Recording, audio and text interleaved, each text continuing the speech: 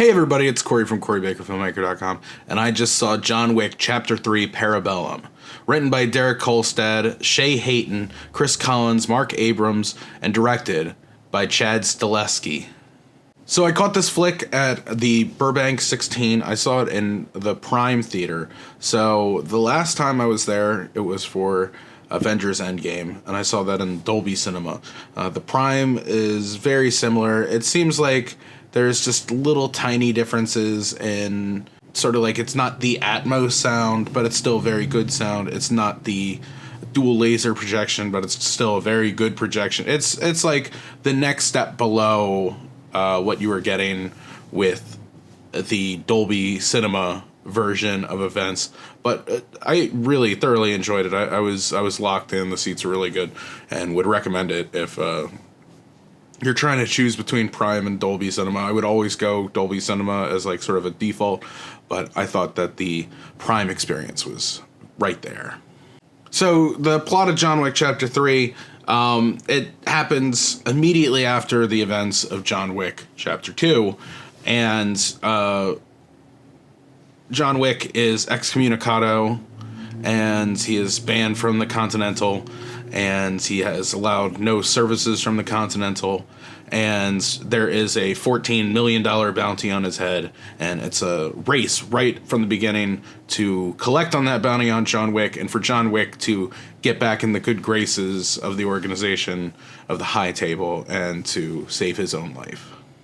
So I really enjoyed John Wick Chapter 3, and just so it's known up front, this will be a Fast and the Furious leaderboard contender. I mean, clearly it's not supposed to be high art. It's you know, for lack of a better term, a stupid action movie. It's not about necessarily what's happening. And I mean, the thing I enjoyed so much about the first John Wick was that they had sort of clearly set this up as more about the fun and less about like what kind of universe we're living in. So there's the moment where in the first movie, there's just this camera pan in on our original bad guy, and you know, it's basically like not John Wick, which tells you everything you need to know about John Wick being a badass, and you don't want to mess with John Wick. Blah blah blah blah blah. I mean, the actual line is him just being like, "Oh," but you know, it sort of carries the same thing. I just really enjoy that this is coming from sort of the mind of a stuntman. So there's been talk about like it's sort of like an old thing that gets said on set about like, if you know, the cinematographer was the director of the movie, this would just all be pretty shots and it wouldn't be anything else. And if the sound mixer was in charge of the movie, it would be everyone having conversations and soundproof booths with microphones right in front of their faces. If you let a stuntman be in charge of your action movie, it's going to end up like John Wick. And that is new and refreshing and incredible because he knows the beats he needs to hit in order to make what he devised into the best version of the story. So I think as far as the practical things that go on in this movie, the stunt work is incredible. You could see the amount of time that they spend sort of perfecting every little thing, and it's all timed like a dance. And it's incredibly thrilling and wonderful.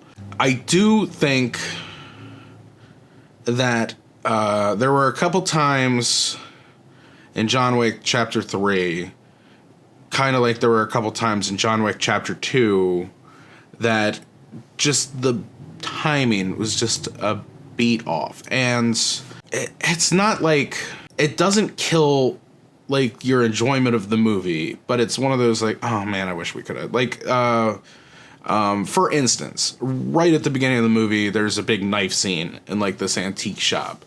And there's a lot of throwing knives all over the place. And there's a couple times where it's just like one or two knives just at rapid fire, just a little bit too quick. And it feels like there's an extra note there that doesn't need to be there. And in the same vein, if a director like Edgar Wright had been doing that scene, had been directing John Wick Chapter 3, then I feel like that scene and the stunts and the knives and everything like that and the punches would all have been a little bit more musical. Like it right now, so the first 2 fight scenes that they have in this movie are no music, no other background noise. It's basically just the Foley. Because in action scenes like this, like 99.9% of the sound is usually just the Foley that they create to make that moment better. And I just... There was a part of me that just felt like if it was just a little bit more musical, if Edgar Wright was on top of this, it would have sounded a lot different. And the confluence of the sound along with the picture, along with the neon and the visuals and I mean, like, whenever they do have a fight with music, it's really great. It sort of fills that void, but when they do it in silence, it could benefit from being just like a little bit more on a beat. And it's nothing that takes away from the movie. It's just sort of like it is. Furthermore, there's a scene that follows a little bit later where they have a fight in the horse stable. And I enjoy all the action. I think that it's great. I think that they have, Chad Stahelski has a really great eye for how this should sort of be filmed. Like, it's all one long, consistent take, and there's very little edits, and it's wonderful. It really gets you in the moment. But then there's like, so anytime like where a special effect is used to help supplement what is going on with the practical effects, it kind of sticks out a little bit. So a guy gets kicked by a horse, it just looks like a CG horse kicking him. It's the same sort of problem that there was in that Paul Blart Mall Cop trailer where he gets like kicked into a minivan or something like that, like, and everyone was making fun of it for a couple days. It just looked kind of like, it didn't look like it fit with the rest of it. And there's a couple moments where there's sort of this CG effect going on, and it just doesn't seem to really like fit with the moment. And then another guy gets kicked by a horse, and I'm just like, it's too much. There's just too much horse kicking going on here. The cast is great. I always love the cast. And I've been in waves with Keanu throughout my life. I mean, he's had a 30-year career, and, I'm 35 years old, so I've pretty much been here throughout all of Keanu. And, there's times where I'm really happy when I see Keanu at the top of a movie like John Wick. I'm really happy when I see Keanu here. When it's The Matrix, I'm really happy I have Keanu. And then sort of more of the more serious acting work that he's done, I've sort of been a little bit lesser on. But Keanu's great in this. And I kind of wish they gave him a little bit more to do. But, sort of like this gruff kind of like modern day Clint Eastwood martial artist is kind of interesting, and I like this part of Keanu's career. Halle Berry is in this movie too, which I thought she did a really great job. I do feel like there was like a little bit of like, oh, here's Halle Berry now, which kind of like they didn't seem to really do a whole ton to make her feel like special and unique and different in the same way that they did for Anjelica Huston, for instance, in this movie, who I thought was very good in a very limited kind of way as well. But the parts that they gave her was really substantial. I felt like the moments didn't live up as much as the role lived there for her. Love Lance Reddick, love Ian McShane, love Laurence Fishburne. Asia Dillon, I thought, did wonderful in this movie too. They were playing this kind of very by the rules, by the book adjudicator for the high table criminal organization. And it's so funny to see sort of this world that's just filled with death and, payback and, I'll shoot you in the head for the thing that you did, or you're chasing me, or you killed my dog, and blah, blah, blah. All these things have violence at the end of them. But Asia Dillon comes in, and they are very, there's rules for this. There's punishment. There's by the book. And this is what, a violation of this code equals that. And it's nice that there's sort of an element of the law involved, even if it's a lawless organization. The other one is Marc Decascos. So you might not recognize the name. He's sort of been in a lot of different things, but he's sort of more seen as like, I don't want to say like a B movie actor, but I mean, he's had lesser roles. If it, you know, he hasn't been, you know, like a Keanu Reeves. Like, he hasn't been the star of like many different things, but I mean, like, the things that he's in for action movie fans have always been sort of like catnippy. Like, everyone loves Marc Decascos, and I think that he does a really good job in this too. I love the he breaks every once in a while, and he's just like, "Oh, I'm a really big fan of yours, John Wick," and it's kind of cool to see like that there would be like this fandom within the assassin, you know, mafioso crime syndicate kind of thing. Like, at the end of the day, there's still some guy who's just like, I really enjoy your work. I thought you did really great. It's a lot of fun. The other thing too is Lance Reddick. I've always loved Lance Reddick. I mean, obviously a Baltimore kid, love The Wire. I've been watching Bosch recently, which just furthers my Lance Reddick love. And it's nice that in this movie he's given more of a substantial bit to chew on. And I think that being able to have him sort of gear up for fights was a lot of fun too, because he's always sort of been the strong character who stayed out of the fray, but allowing him to get in sort of added a new element to the whole thing, and I really enjoyed that. One other thing before I sort of get into like crew superlatives here, because this one is sort of different, and I think that it deserves sort of its own moment in the spotlight here. But the dog scene. So like when John Wick goes to the Continental in Casablanca and meets up with Halle Berry, she has 2 dogs. And those 2 dogs are involved in the fight that she gets into with John Wick. And they play huge roles in taking down enemies and stuff like that. And just the training dogs or training any animal on set is very difficult. And it's especially difficult because dogs don't know that they're acting. They're just there. They just live in this moment. So it's especially hard to come up with a way where you can like train for these huge long shots and have the dog come in and nail their mark and like nail the action exactly when you need them to.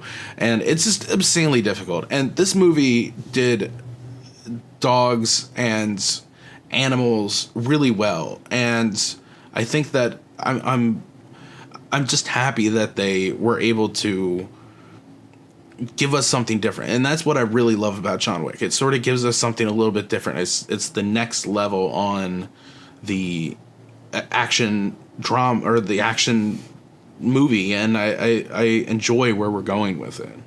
So the other thing I wanted to get at real quick before we get to the leaderboard and all that is just the level at which the crew was operating under. And, you know, it's a big benefit to Stahelski, who was able to put together such an incredible crew who just works so well. Just moving down the list, cinematography was great. It was lit wonderfully. I really enjoyed all the lighting setups they had. Art direction and production design was just aces. I mean, the fight scene at the end and like the glass with like the LED screen and everything like that. It was big and huge and unnecessary, but I loved it. And that's exactly why John Wick is so good, is because they can just do these things that are like, well, fuck it, we'll just have them fight in a glass thing in front of a, you know, video board. I love all that stuff. I talked about it earlier. I wanted to throw in just a quick attaboy, too, for the Foley people who were involved in this movie. I mean, the sound, just in general, was really great. So everyone in the sound department, like, pat on the back. But Foley, especially in action movies, sort of has this different kind of place. And Jack and John Cucci and Dan O'Connell and the Foley team did a wonderful job. I also enjoyed, I think I heard 3 Wilhelm screams, if I'm not mistaken, which always fills me with a special level of joy. So to the sound designer post-mixing team, well done. The way we adjudicate things here is through the leaderboard. Saw this movie at Burbank 16 in the Prime Cinema. This is the second time I've seen a movie there. So, up on the list it goes. On to the movie leaderboard. Again, it's tough because...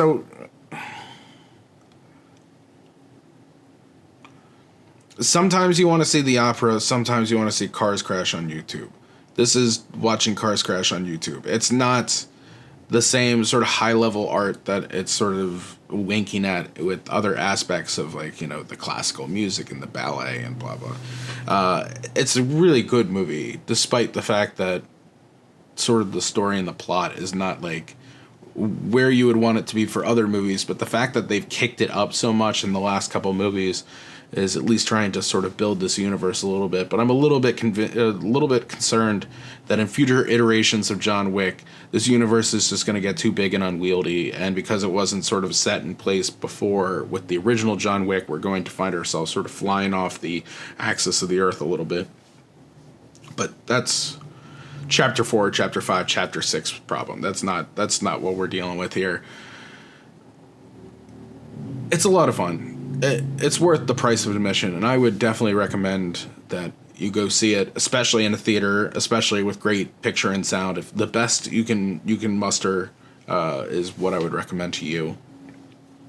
And I will give John Wick Chapter 3 Parabellum a 7.9. But, as we all know, for a movie like this, that's not where it ends. Because we also have the Fast and the Furious leaderboard. Too fast, too furious. I'm too fast for y'all, man. Fast and the Furious leaderboard time. John Wick Chapter 3. There's an addition to it that goes in with the... This is not necessarily... Like, you got to be primed a little bit for what you're getting yourself into. And... if you go in with that expectation, I think you walk out having a great time. So, for me, on the Fast and the Furious movie leaderboard, I would put John Wick Chapter 3 Parabellum at an 8.8. I really enjoyed it, really had a good time.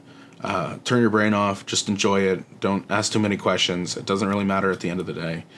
And, yeah, that's it. But if you want more of me, you can go to my website, CoryBakerFilmmaker.com, Facebook.com/CoryBakerFilm, at LegendCB5 on Twitter, Instagram, Snapchat.